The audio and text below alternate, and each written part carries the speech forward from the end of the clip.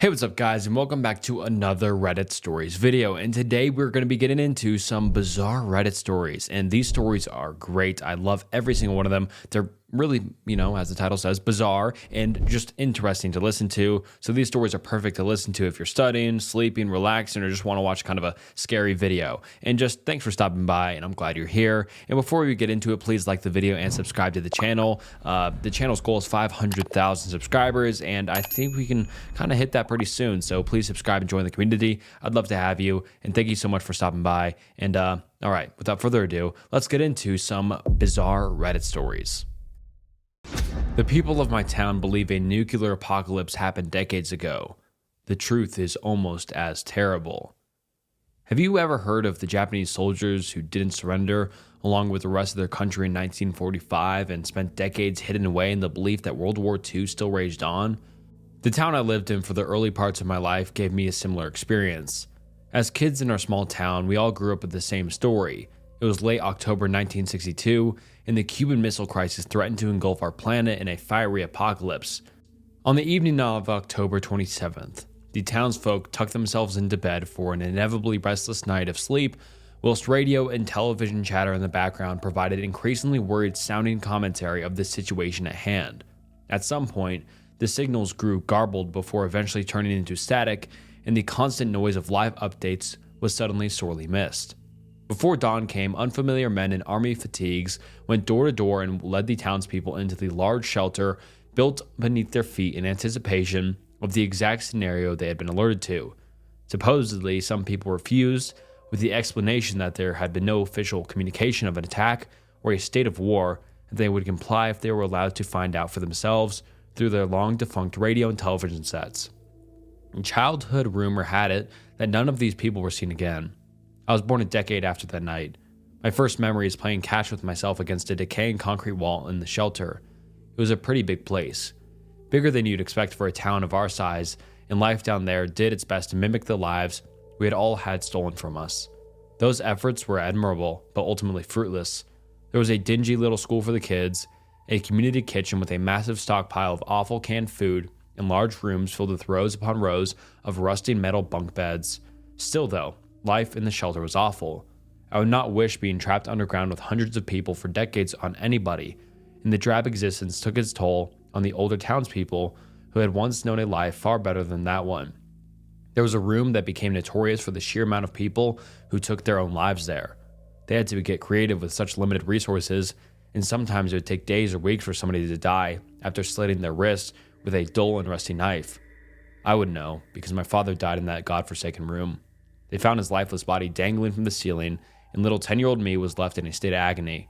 I didn't talk for months after it happened, and sometimes I still wish it had been me instead of him. Then, at least, I wouldn't be burdened with the knowledge I am today.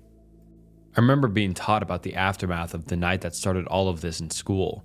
We were told that most of our nation and the world had been ravaged by clouds of smoke and pillars of fire, that life on the ground above us was practically impossible, that we had to stay there forever, lest we face the horrible deaths we had been saved from. There were a lot of rules to ensure we stuck to those ideals, but we were far too terrified to be skeptical of anything we were taught, and so those rules went untested. It took me until I was 19 to question the teachings we were expected to take as absolute truths. You see, whilst I was mostly a good citizen and complied with the rules of the shelter, I did have a sneaky little habit. I don't know why, perhaps I'd grown bored or just wanted to disobey the seemingly arbitrary rules for once, but I had a borderline obsession with exploring the nooks and crannies of the shelter. Finding untouched corners and hints of a life that supposedly didn't exist anymore gave me a thrill I didn't know was possible in that place. Those hints were usually boring by any outside measure, but one day I found something that left me both in awe and bewildered terror. A window. I didn't know what it was at first because when I came across it, all I could see was a buildup of dust and cobwebs in the shape of a square. But I quickly got to work peeling away the layers that had built up over what was presumably a great many years to reveal something out of my wildest dream. An impossibly green landscape stood before my eyes. The sky was a deep blue with an occasional cloud floating by, and the houses abandoned decades before lay there in an unmaintained condition that gave them a unique character. I must have stood there for hours, taking it all in, wondering why the world I was taught about wasn't what I was staring at, wondering why we had all been lied to. I made my way back to my bunk bed at some point and settled in for the night of restless sleep. Of my few unconscious moments being pierced by the supposed impossible landscape I had seen, it took me weeks to bottle up the courage to go back because I was terrified that my eyes had somehow deceived me, that I was losing my mind, and that I would end up in that room with the same fate my father faced. I couldn't tell anyone, and I didn't tell anyone. They would think I was losing my mind too, and understandably so. Eventually, though, I did go back, armed with a little piece of my bed that I had managed to break off. Do you know what it's like to have a burning desire to step out into a world that you have always been taught would kill you as soon as it got the chance? Because I do. The perfect palette of colors before me was so strong to resist. I needed to go out there, to run my fingers along the green grass and to breathe in that air that had meant for me. So I did. The window was large enough that after the glass was broken into minuscule pieces, it was easy for me to climb out. I took my first step that wasn't in that shelter and inhaled for as long as I could whilst my lungs filled with cool, wonderful air. I turned my head back towards the window, only to find it gone. Bare concrete lay in front of me, and my way out was no longer my way back in. Despite my confusion, I figured it was some long-forgotten security redundancy, and I quickly forgot about that, though, as I refocused on the reality of life outside of that place. It was real. It was all real. I wasn't losing my mind.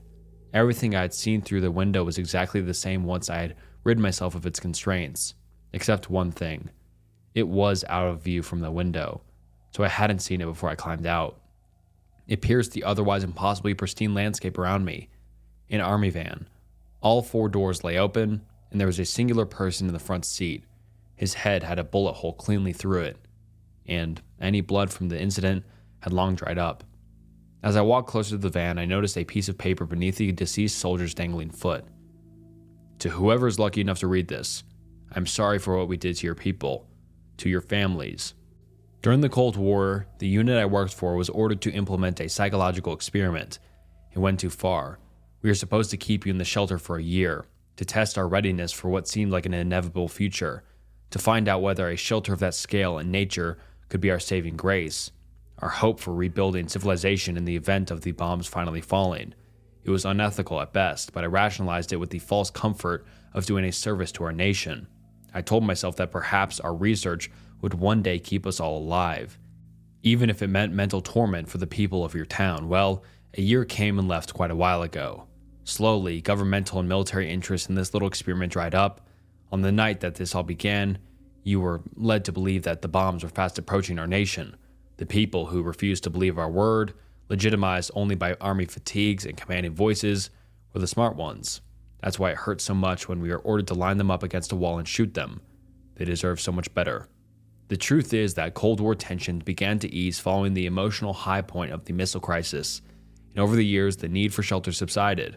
With it, as I mentioned before, so did interest in our experiment. Our men filtered out over the course of months and years until I was the only one left. Perhaps the guilt I felt, the guilt that gnawed at me during every waking moment, kept me here. I had no purpose, no resources, and no way to get to the people we had condemned to a miserable life years before. Still, though, the empty remnants of the town this once has kept a tight grip on me, and I have never been able to leave. I will never leave. This is where I deserve to die, where I deserve to pay for the sins I committed upon the people who were once here. I hope and pray this letter someday finds a citizen of this condemned town, and I hope my confession can bring you some peace. I do not expect you to forgive me, nor do I deserve it. But please, know that every moment I remain alive will be spent in an impossibly deep regret. I have one final wish. Please bury my body in this letter as deep as you can dig in the soil of this town. I deserve to be forever condemned to an existence underneath the ground of where this all began.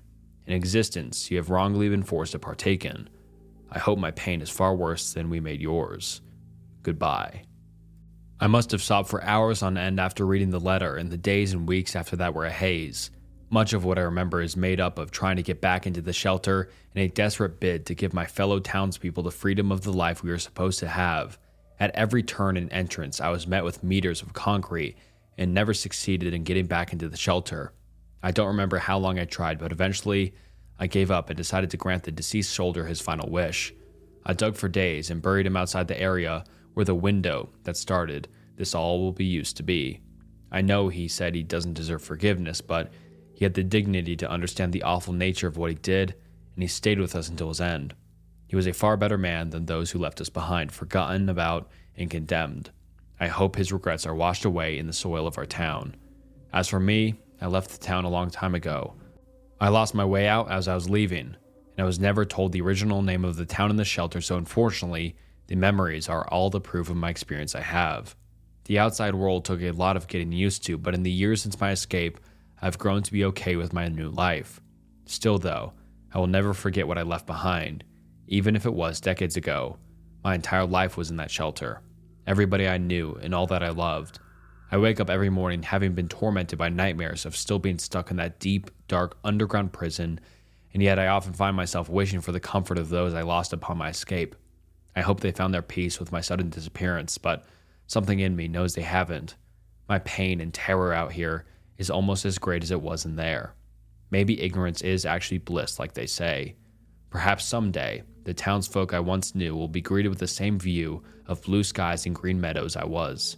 In the meantime, I desperately hope that they found a better existence in the shelter than the one I once knew. In deep Appalachia, Halloween night comes with rules. I've lived my entire life in a holler on the outskirts of Wyoming County, West Virginia, deep in the mountains of Appalachia. It's a place so remote most folks don't even know it exists on a map, just a handful of families in dense, unforgiving woods. This place doesn't have neighborhoods, doesn't have sidewalks, and most definitely does not have trick-or-treaters on Halloween. Halloween isn't a holiday here. It's a test. My family and the others who've lived here long enough to know follow a set of rules on Halloween night. It's not tradition or superstition, it's survival. Those who didn't follow the rules didn't live long enough to tell anyone about it. Our rules aren't just about keeping doors locked or avoiding dark places. They're specific, with reasons rooted in events we don't talk about. My dad always said they came from my great-grandmother's time, when people came to these mountains from Scotland and still believed in the old ways. Whether it's spirits or something else that's out there, or things just too old to name, Halloween night here has always been a game of life and death, and each rule existed to give you just enough of an edge to make it through them till morning. The first time I broke a rule, I learned why they exist, and I'll never forget it. Every October around the second week, the rules went up on the fridge. We lived by them. My family took them seriously, and not just in a keep the kids safe kind of way. No, these rules were for everyone. Break one, and you'd put us all in danger. Here's how they go. 1. If you hear 3 knocks at the door after sunset, do not answer. 2. If you hear a single hard knock, open the door, but do not look at who stands there. Hold out a basket of freshly baked bread and wait until you hear footsteps leaving to shut the door. 3. If you hear someone call your name from the woods, do not answer. 4. If you see a figure at the tree line wearing a wide-brimmed hat, do not look at him for longer than 1 second. 5. If you hear chains dragging on the ground, sprinkle salt on all windowsills and door thresholds within 1 minute. 6. If a candle is burning in the window of the old abandoned Anderson cabin up the hill, stay indoors no matter what. These rules didn't exist for no reason. They were handed down because bad things had happened. People vanished, people died, and strange things occurred. That's just how it was. I remember one specific year, years back, when Halloween night fell on a full moon. The air felt different, charged. My dad had a sense for when things were going to be bad. You could just feel it in the hollow, thick in the air, like something breathing down your neck. Dad told us to get all the preparations done early. Salt the windows now, he instructed, standing by the door, his face tight with worry. We're not waiting for the chains. I followed his orders without question, pouring salt along each windowsill and at the front and back door thresholds. My brother was baking bread, already anticipating rule number 2, the one we hated the most. It was the one that forced us to interact with whatever knocked, whatever stood on the other side of the door. We never knew who or what it was, but we knew if you didn't offer bread, or if you dared to look, it wouldn't be good. By late afternoon, the house was fortified. The bread was cooling on the counter, its smell filling the kitchen, the fire was lit, burning low, and a 12-gauge shotgun lay across Dad's lap like it always did on Halloween. Isaac, my younger brother, sat closest to the window, glancing out every now and then. We had about 3 hours before sunset. The rules were clear. Everything bad happened after dark, but the waiting was the worst part. The longer we sat there, the more anxious we became. Did we use enough salt this year? Isaac asked quietly. Dad didn't answer. He just stared into the fire, gripping the gun tighter. That was an answer enough. The first knock came just after dark. A single knock, slow and deliberate. Isaac and I froze, staring at the door. Dad stood up, motioning for us to stay back and be quiet. I swallowed hard, heart pounding in my chest. It was time to follow Rule 2. Without a word, Dad picked up the basket of bread from the counter, freshly baked, still warm. He walked to the door, resting one hand on the knob. Remember, he said, his voice low and steady. Don't look. He opened the door just wide enough to slip the basket through the crack, his eyes focused on the floor. The warm smell of the bread wafted out, and I could hear a faint shuffling on the porch. Whoever, or whatever it was out there. I saw a flicker of movement from the corner of my eye, a shadow stretching across the porch, but I didn't dare look. Dad held the basket out, his hand shaking slightly. For a few heartbeats, there was no sound, no movement, and then footsteps. Slow, heavy footsteps retreating from the porch. He waited until they faded completely, then shut the door quietly, locking it tight. Isaac let out a breath. Why don't we just leave the bread out early?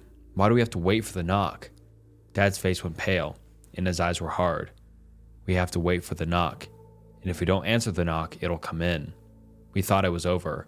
We had followed Rule 2 to the letter, and for a moment, it seemed like things were quiet. But here, nothing stays quiet for long on Halloween. Isaac was first to notice him. He was standing at the edge of the woods, just where the trees meet the clearing. He was tall and thin, a wide-brimmed hat casting his face in shadow. He didn't move.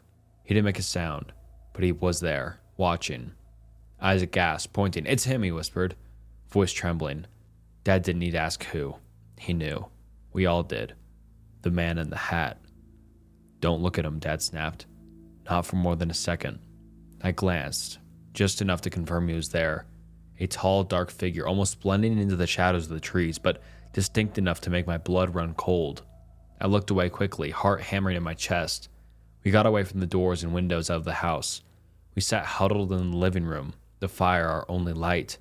Outside, the man in the hat stood at the tree line, unmoving as the night crept on. It wasn't until after midnight that we heard the chains. At first, it was faint, a metallic clinking that seemed distant, almost like it could have been the wind. But it grew louder, closer.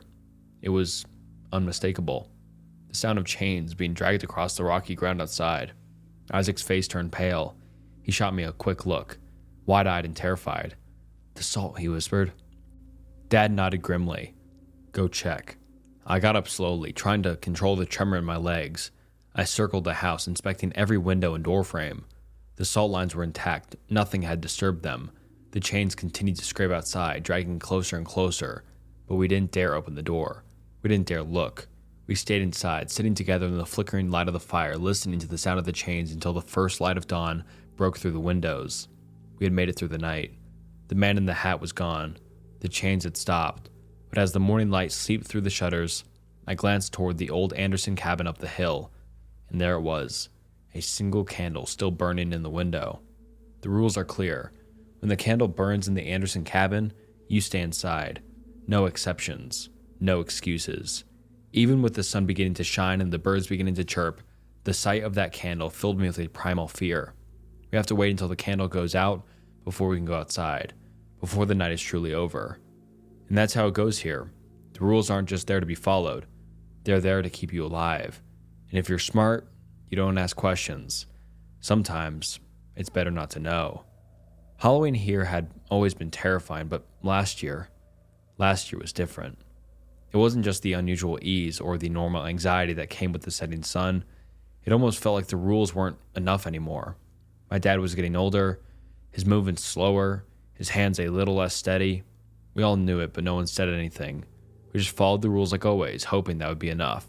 We spent the day in preparation, salting the windows, baking the bread, the usual. Isaac and I were jittery, pacing around, double-checking everything. With my dad getting older, we felt a great pressure to take it upon ourselves to prepare. The sky darkened faster than usual, clouds rolling in from the west, blotting out the last rays of the sun. By the time dusk fell, the fire was burning low, and the house sat in darkness. Dad sat in his usual spot by the door, the shotgun across his lap. The basket of bread, fresh out of the oven, sat next to him. We all waited, our hearts pounding in the silence. I kept glancing at the windows, expecting to see the figure in the hat or hear the drag of chains. And then it came. A single knock, loud and deliberate. Dad stood up, just like every other year. "Stay put," he muttered, picking up the basket with his trembling hands. His face was pale, but his voice was steady. Isaac and I exchanged a nervous glance as Dad approached the door. As always, I stared at the floor, focusing on the sound of crackling fire, and trying to block out the sense of dread that had settled in my gut. He opened the door a crack, just enough to push the basket through without seeing whatever waited on the other side. But this time, something went wrong. As Dad leaned forward, he knocked the basket against the door frame and lost his grip. The bread tumbled out, scattering across the porch. The sudden movement, the noise, without thinking, I looked up, I looked at it, and I saw it. It wasn't a man. It wasn't anything I could name. It stood hunched over, far too tall to be human. Its limbs were unnaturally long, its skin pale and stretched tight over bones that jutted out at odd angles. Its face was sunken, like a skull with pale white skin pulled tight over it, and its eyes were wild and wide, too wide, like it didn't have eyelids. Its mouth opened unnaturally wide, a black gaping hole that emitted a horrible, deafening wail. It was a sound I had never heard before, like metal scraping against stone, but worse. It drilled into my skull, making my ears ring and my vision blur. Before I could react, before I could even scream, the thing lunged, its bony hand shot out, grabbing my dad by the collar. In one terrifying quick motion, it yanked him off the porch, dragging him toward the woods. The sound of his body scraping against the ground, his muffled cries, and the creature's horrible wail all blurred together into a scene of pure terror. Isaac screamed first. I was frozen, my mind unable to comprehend what had just happened. But Isaac's scream jolted me back to reality. "Dad!" Isaac yelled, bolting for the door. I followed, my legs shaking, and my heart pounding so hard it felt like it would burst out of my chest. We ran out into the cold night air, towards the edge of the woods where we could still hear Dad's faint cries. But before we could take more steps, I saw it. The candle. A single flickering light in the window of the old Anderson cabin. My blood ran cold. We had come outside when the candle was burning. I grabbed Isaac's arms, pulling him to stop. "Wait," I whispered, voice shaking. The cabin. As if on cue, the door of the cabin suddenly flew open with a loud crash, as if something unseen was about to come storming out. Something angry, something that should not have been awakened. "We have to go," I shouted, dragging Isaac back towards our house. We scrambled inside, slamming the door shut behind us. I locked it, my hands trembling so badly I could barely turn the key. The shotgun was still on the floor by Dad's chair, but it felt useless. What good would it do against something like that? But the night was far from over. We huddled in the living room, terrified, waiting for the next rule to break. Isaac was crying, his hands shaking as he tried to steady his breathing. I stared at the door, half expecting something to come crashing through at any moment. The chains came next. We heard them clattering on the ground, dragging closer and closer. I grabbed the bag of salt, getting ready to double-check the lines of salt we had placed down earlier. The chains dragged right up to the front door, the metallic clinking echoing in the silence. I could hear it just outside, scraping against the wooden steps of the porch, but I knew the salt would hold. It always did. Or so I thought. Isaac was the first to notice it. We had forgotten to resalt the front door threshold after going outside. The wind from the open door had disturbed our sightline. Just as I was about to rush towards the door to resalt it, I heard the chains and a creaking against the door. It sounded as though a heavy weight was slowly leaning against it. I knew we didn't have time. I began to back away, motioning to Isaac to go to the bedroom. Isaac screamed as the door burst open. We ran into the back bedroom, hearts pounding, breaths coming in ragged gasps. I quickly salted in front of the door to the bedroom and checked the windows. "It's in the house," I whispered. I could feel it, a presence, something cold and malevolent, creeping through the house towards us. I don't know how long we waited or how long we listened to the chains pacing back and forth through our house. Eventually, we heard them go back outside. Slowly, we left the bedroom and quietly closed and locked the front door. I placed a fresh line of salt in front of the door and breathed a sigh of relief. We were safe. For now. And then we heard it again. A knock. But not the single knock. And not the 3 knocks. This was something new, something that didn't fit the rules. It was a rapid, frantic pounding, as if whatever was out there wanted in now. My heart stopped. The rules didn't cover this. Isaac looked at me, eyes wide with terror. What do we do? I didn't have an answer. The pounding grew louder, more desperate. The windows rattled in their frames and the fire flickered, casting wild shadows on the walls. Whatever was out there was angry, angrier than anything I'd ever felt before. We just wait, I whispered, my voice barely audible above the noise. We wait until daylight. The rest of the night was a blur of terror. Every minute felt like an hour. Every sound made my heart leap into my throat. We didn't sleep. We didn't dare move from the living room. We huddled together in front of the fire, clutching the shotgun like it was our last hope, and quietly crying over the loss of our father. The pounding on the door never stopped. The chains outside the house dragged back and forth, a constant reminder of the horror that waited just beyond the walls. And through it all, the candle in the Anderson cabin burned bright, flickering in the distance like a beacon of death. But somehow, we made it. By the time the first light of dawn broke over the mountains, the sound stopped, the pounding ceased, the chains fell silent, the candle in the cabin flickered out. We had survived another year. Barely. But Dad never came back. Halloween in our holler had always been a test. But last year, it wasn't enough. Breaking the rules cost my dad his life, and everything is different. And I can't shake the feeling that this Halloween will be worse. I think my roommate is a cannibal. For context, I met Thomas when we were randomly assigned to be roommates our freshman year of college. Nothing seemed to be off with him back then. Yeah, he was out a lot and came back late at nights, but I always figured he was just having fun with friends. It's not like I wasn't doing the same. We had 4 semesters of living on campus, 2 years. In that time, he never really struck me as particularly eccentric. Maybe a few little things, like how he never put any food in our mini fridge, but nothing that warranted genuine concern. It wasn't until we moved into an apartment that things started to become strange. I moved in about a week after he did. A few days before classes were going to start, I was supposed to come in at the same time, but my aunt died and I needed to help my dad with some aftermath there. It would have kept me longer had the start of the semester not snuck up, but that's beside the point. We viewed the apartment together initially, and it was a pretty nice, cozy place. Not exactly modern, but sure as hell cheap enough to make it worth without said price being shady. Neither of us were bothered. But when I was finally able to move in, the place looked worse for the wear somehow. Significant enough that I noticed immediately. The paint in some places had started chipping severely, something Thomas didn't even react to when I pointed it out. The floors were mostly fine, but a few of the boards creaked particularly loud, which I hadn't noticed at our viewing.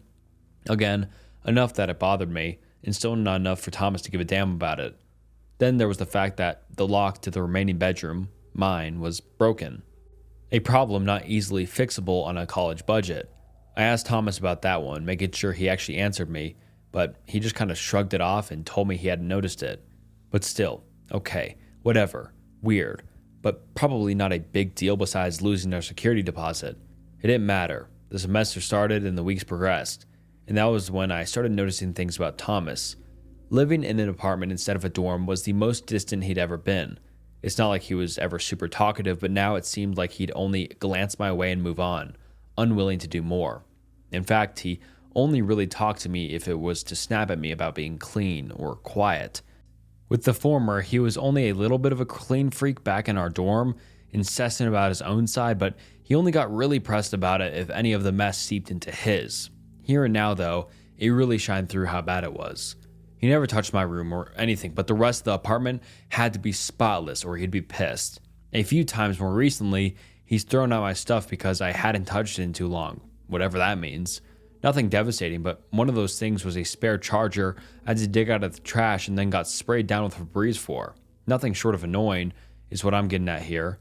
Why he suddenly became really anal about it was anyone's guess at that point.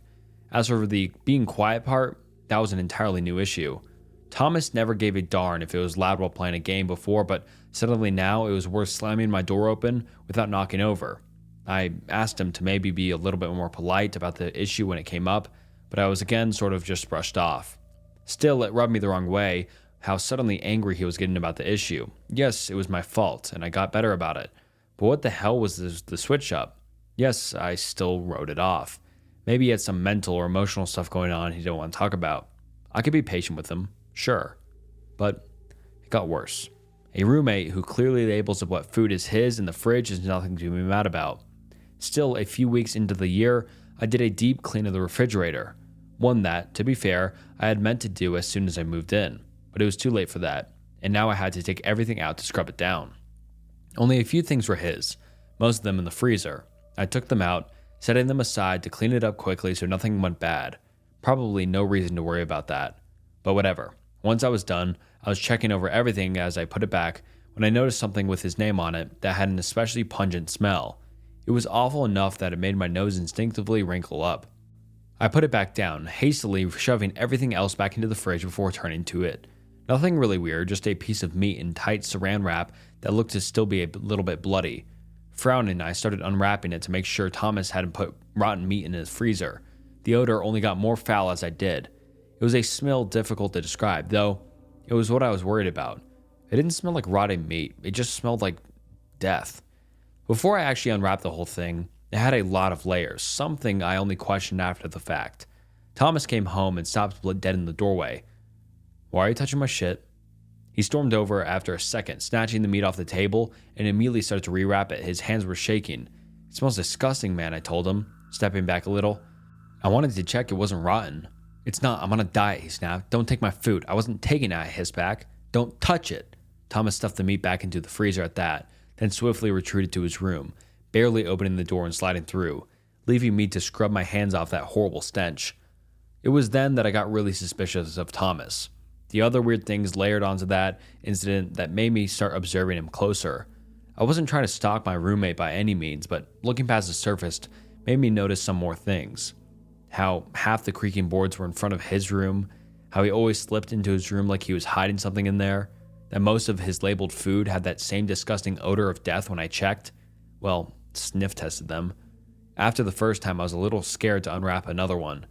Maybe it was stupid, but I'd read it online somewhere that a reason for creaking floorboards could be that they had been recently lifted up. So another little investigation started, this one intentional. When Thomas left for class, I started checking under the boards, and it wasn't long before I turned up something. A handsaw. Off-putting thing to be hidden under my feet, to say the least. It looked pretty well worn, clean but used. Aside from the saw, lifting the board let me see a mysterious reddish-brown blotch stained into the underside of it. That was enough for me to put the board back on and stop thinking about it for now. At least, until I could come up with a plan. I had a film major buddy, and I managed to convince him to let me use an old video camera for his science. I hid it in a plant and aimed it at the door to Thomas's bedroom at leg level, set up to stay at said friends for the night, and then let it play out. In hindsight, a mediocre video camera was a really shitty pick for this, but it did job enough. I didn't get a live feed or anything, but I was left to wallow in anxiety the whole night. When I got back while Thomas was out the next day, I could dig the camera out and watch what it showed me, after charging it anyway. It caught 8 hours of footage before dying. Most of it was nothing, which I sped through until Thomas was suddenly pulling up the floorboard. I jumped back and let the video play. Thomas walked into frame, emotionlessly kneeling down and yanking the floorboard up, pulling the handsaw out and putting it down again. He walked into his room, seemingly stowing it away, then left again for another hour or so. When he came back, there was a woman our age with him. They were talking quietly enough that the video camera didn't pick up the words, but I could make a guess what it was about. They disappeared into his bedroom, the lock clicking loudly. It remained quiet for another moment, before the worst, most horribly unsurprising sound met my ears. A woman's scream being cut short. I could barely watch the next 2 hours of footage, all that remained before the camera died. But I did. I sat there in horror watching Thomas's legs walk between his bedroom, the kitchen, and the door over and over again, bringing things, wrapping up pieces of meat, at one point near the end, stopping to sit at the table and eat something. I could only guess what. I think typing this out has helped me process it a little, but Thomas is going to be home from his class soon. I'm kind of terrified to leave the room when he's here. I'm worried he knows that I've got him figured out, or at least under enough suspicion to warrant police involvement. I can't confront him. That's a horrible idea. But I think I hear his keys jingling, so I'm going to have to pass him if I want to get to the cops. Wish me luck. If there's no update, well, you know what happens to me. I live alone, so who keeps writing messages on my mirror? I turned 18 in 2008, and on the day of my birthday, for reasons I won't bore you, I packed up my things and moved out. For 4 years, I lived in my car, working as a barista from 6 to 2 and as a line cook from 4 to 10. My plan was to work until I had enough money for my own place, and then to go to either college or get a more stable job. Looking back on it now, I don't know how I did it, but by 22, I'd saved up a decent sum of money and began my hunt for a semi-permanent place of residence. I was living in Los Angeles at the time, and though housing prices weren't as bad as they are now, it was still a pricey county. After months of asking around, I was connected with Anders, an elderly man who was leasing a 2-bedroom, 1-bathroom house in North Hollywood for far below market rate. The catch, because there's always a catch when it comes to affordable housing, was that the house had been terribly maintained. It had been unoccupied for a year. It would need some serious TLC before most people could comfortably reside in it. I, however, had been living out of my car for 4 years. As long as the place had running water, it would be an upgrade for me. I moved into the house in fall 2012. Anders gave me a tour before I settled in. He was a short, joyful old man, well, meaning, but how do I put this? Maybe not the most focused as a result of his age. At one point during the tour, he showed me the bathroom, then the master bedroom, then the bathroom again, then the master bedroom again. He was about to walk into the bathroom for a third time before I gently guided him down the hall. The house itself was livable but weathered. Dim lighting from outdated fixtures cast long shadows over peeling wallpaper. The ceiling in many of the rooms was discolored from past leaks. The faucet in the kitchen sink was broken, the bathtub was badly chipped, and a few of the cabinet handles fell off in my hand. It was a rundown place, located in a bars on the window kind of neighborhood, but still it was my place. I was smiling ear to ear when Anders gave me the keys. "It's a good house with you good bones. You take care of it now," he instructed, which I found ironic. Before he left, I paused in the front doorway, drawing a hand to his chin as he looked behind me into the house. I tried to follow his gaze, but couldn't figure out what he was looking at. "Everything all right?" "Yes, just that something looks different about that bathroom, though I can't put my finger on what." "Ah, well, it's a good house with good bones. You take care of it now." And with that, he gave me a nod and left me to my unpacking. I hadn't realized how much I'd missed living in a house. I didn't care how rundown the place was. Just having an accessible bathroom and a full-size mattress to sleep on made me feel like a king. After I'd spent a few days cleaning the place up, I invited my sister and a fiance over for dinner. I'm sure it sounds stupid, but my newly acquired ability to host company made me proud. In no time at all, I'd comfortably settled into my new home. That evening, after saying goodbye to my guests, I took a shower. The bathroom lacked a traditional above-the-sink mirror. Instead, it had a wide, full-length mirror mounted on the wall to the left of the vanity. When I exited the shower and stepped up to the glass, raising a hand to wipe away the fog, I noticed something odd. In the condensation right at the eye level was the word "hi." I didn't know what to make of it. Somehow, the letter seemed intentional. It was hard to pass off as simply the way the steam had settled. My sister had been in the bathroom just before she left. Maybe she had written the word on the mirror with her fingertip, and the steam had only made the letters visible after my shower. I almost texted her about it, but the message seemed ridiculous when I typed it out. Paranoid, even. I wiped the mirror down and turned in for the night, and soon I forgot about it entirely. The following week, I received a promotion at one of my jobs, and while I was grateful for the additional income, my new position meant longer days. Additionally, I realized that a few of the house repairs were beyond my ability, and so I started outsourcing some of work to contractors. It was annoying to only have the house to myself at night, but I didn't have another option with my busy schedule. Things were generally progressing smoothly, though every once in a while, in the middle of the night, I'd be awoken by a sound that I couldn't quite place. When I next noticed writing on my mirror, I'd been living at the house for a month. The second sighting occurred in much the same way as the first. I came back home after work and took a shower. When I pushed back the shower curtain, I looked at the glass and saw, written in the condensation, the words, "Staying long?" Now, I could pass 2 letters off as a coincidence, but 2 words, an entire question, that was no coincidence. Someone had been in my bathroom, and recently. I had contractors in and out of my house all the time, so one of them could have written the message, but why? I got dressed and put a hand on my bathroom doorknob, and about to go back into my bedroom, when it occurred to me that whoever had written that message might still be around. I slowly cracked open the door, peering down the dark hallway in one direction, then the other. I listened very carefully, but heard nothing. I walked around my house, which didn't take long given its size, and looked for anything out of place. All my doors were locked, all my windows were shut, and none of my personal items had been disturbed. If someone had broken into my house, they were long gone by the time I looked around. That second message put me on edge for days. I triple-checked that my windows and doors were locked each night. I looked in every potential hiding spot, of which there were very few in my little house, after I came home from work and before I went to sleep. And yet, though I was certain that my house was secure, I couldn't shake the sense that something was wrong. A month passed without incident. I'd almost started to feel at home in my new lodgings again until one Friday morning I woke just past 3 a.m. I couldn't immediately tell what had woken me. Often, the house settled at night, creaking and groaning in ways that made me sound alive, but in that moment, the house was silent. It was only after I turned my head to the side that I realized that my bedroom door, which I was certain I had shut, was wide open. I stared down the hallway, feeling as though I were gazing into a black hole. The darkness was abyssal. I kept waiting for my eyes to adjust, waiting for them to pick out the familiar shapes of my home, but they never did. I couldn't see a thing. So why did I feel like something could see me? Like there was something in the house with me, just feet beyond the threshold to my bedroom, watching, waiting. Somehow I found the courage to rise from my bed and walk toward the door. When I made it to the handle, I grabbed it and slammed the door shut. I didn't investigate further. Didn't so much as stick my head out into the hall for a closer look. My bedroom door didn't have a lock.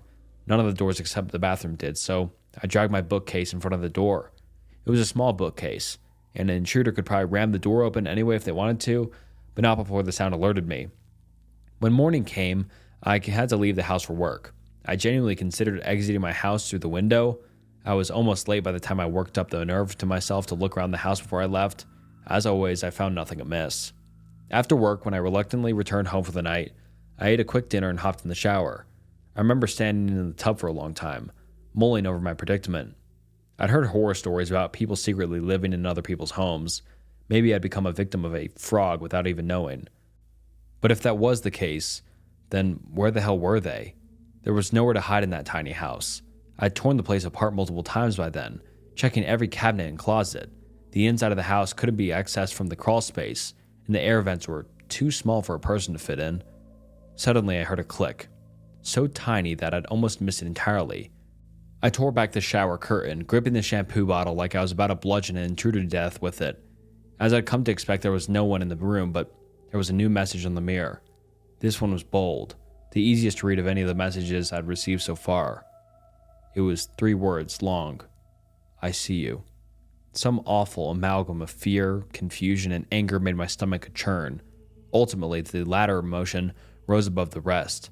I hastily dried off and threw on some clothes, then grabbed my phone from where I'd left it on the bathroom counter. I punched in Anders' number and glared at the damn mirror as I listened to the phone ring again and again. I had started to think it was too late for him to be awake when he suddenly picked up. He started to ask me how I was faring in my new lodgings before I cut him off. I need you to tell me if there's some way that a person could be getting into the house, I said. Every night, I check every window and door. I check every cupboard, closet, and cabinet, and still things are amiss. You need to let me know if there's some entry point that I'm not aware of. Anders didn't seem to entirely understand what I was asking. What's getting in? You let me know if you're having any rat troubles. My last tenant before you had some rat trouble sometimes. Yeah, sure, I've got rats besides the doors and the windows. How else could they be getting in? Well, there's the vents, of course. There was a chimney once, though we had it sealed up a good long while ago. And there's also the crawl space, of course, though I'm sure you've already poked around down there. Though I knew the home had a crawl space, I'd never had much reason to investigate it. I was never able to find the entrance, even after ripping up all the carpeting in the house. Likely, hardwood had been installed over the access door, making it an unlikely point of entry for an intruder. How do I get down to the crawl space? Yes, you should give the crawl space a gander. I barely stopped myself from smashing the phone into the counter. I plan to. Where can I find the entrance? That'll be on the floor of the bathroom closet. I looked around the room. Surely I'd misheard him. Either that or he was confused again. What?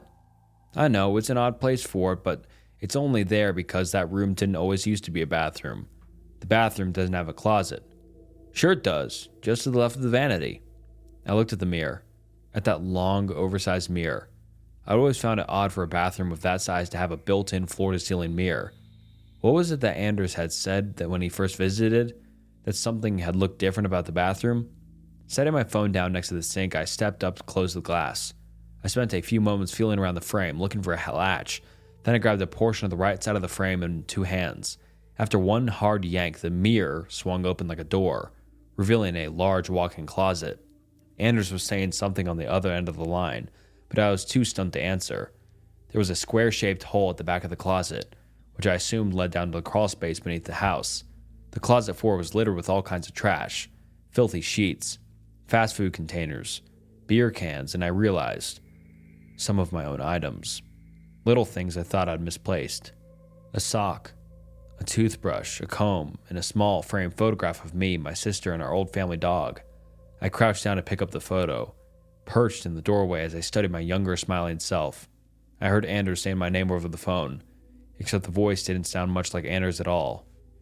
It was too deep, too clear, too close. When I looked up, a man was peeking out at me from the hole in the floor. He smiled at me, his eyes wide and pupils blown, his smile so wide it looked painful, and his hair long and matted. He was only visible from the neck up, and the harsh lighting making it look like a disembodied head was grinning at me from the back of the closet. Horrified, I rose to my feet and ran. I didn't stop running until I made it to the car, which I promptly drove to my sister's house. The next day, I drove to the police station to file a report. An officer met me at the house to check the scene, and I showed him the hidden closet, which indeed had an entrance to the crawlspace. My best guess was that the intruder was entering my crawlspace from the small door on the side of my house. He'd likely been squatting in the house during the year in which it sat unoccupied, and when he saw it was being prepared for sale, he disguised the closet door so to keep a little room for himself. Why he decided to stay or why he was leaving me messages, I can't say. From his actions and from what little I saw of him, I think it's safe to assume that he wasn't of sound mind. Unfortunately, the man was never found. For all I know, he's still in that same neighborhood. Hell, he might even be in that same house. I moved across the county afterwards and have lived in studio apartments ever since. The thought of living in a big house with all those rooms and corners and places to hide gives me the creeps. It's not just houses that the incident soured for me, but mirrors as well. These days, when I visit a friend or stay at a hotel, I always have to carefully inspect the bathroom mirrors, shining a light directly into their faces and tapping a finger against the glass.